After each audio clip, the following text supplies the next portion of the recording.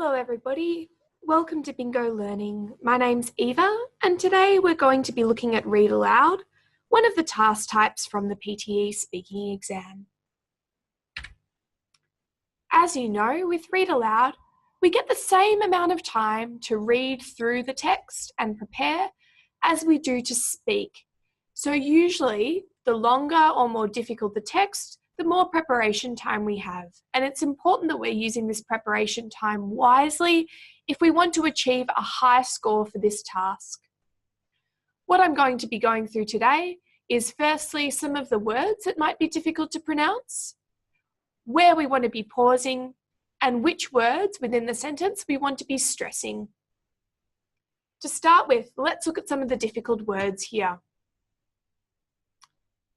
So, I'm just going to be underlining these in red today.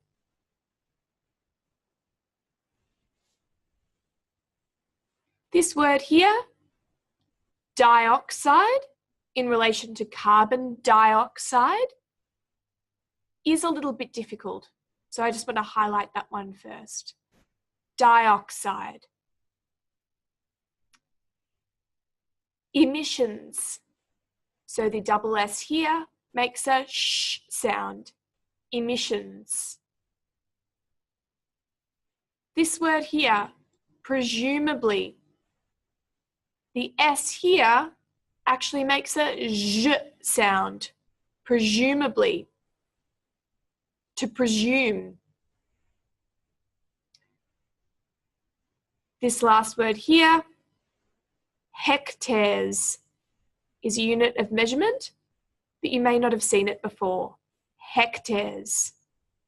So now that we've gone through those, I'm just going to highlight where some of the pauses are here. When countries assess their annual carbon dioxide emissions, so we want to be pausing here because that's where our comma is, they count up their cars and power stations, but bushfires are not included. Pause. Presumably because they are deemed to be events beyond human control. In Australia, pause. Victoria alone, pause, sees several 100,000 hectares burn each year in both 2004 and the present summer. The figure has been over 1 million hectares. Okay, so that's where our pausing is going to be. And in green, I'm just going to highlight which words we want to be emphasizing here or stressing.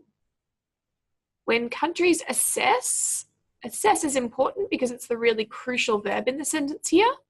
Their annual carbon dioxide and emissions, those are very key because those are the key words in this sentence. Their cars and power stations, because this is providing the comparison with the bushfires. But bushfires are not included. Presumably, that's important there because they are deemed to be events beyond human control is really crucial there. So I want us to emphasize every single one of those words. In Australia, that's important because it's a proper noun. Same with Victoria here.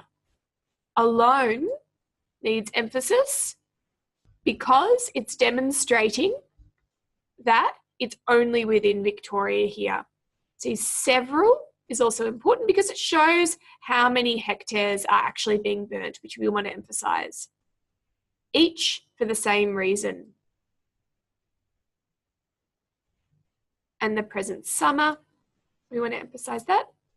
It's been over 1 million hectares because that's the amount and that's meant to be quite shocking. We want to emphasize that as well.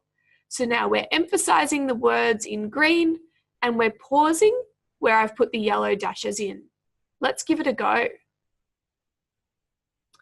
When countries assess their annual carbon dioxide emissions, they count up their cars and power stations, but bushfires are not included, presumably because they are deemed to be events beyond human control. In Australia, Victoria alone sees several 100,000 hectares burn each year. In both 2004 and the present summer, the figure has been over 1 million hectares. Thank you for joining us for our short Read Aloud video. See you next time.